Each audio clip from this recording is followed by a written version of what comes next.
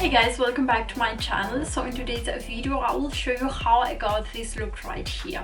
I've used the Naked 3 palette by Urban Decay and the Alchemist by Kat Von D.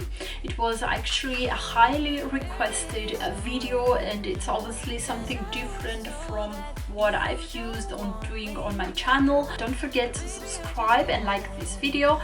So if you want to know how I got this look right here, then please keep on watching. Can't stay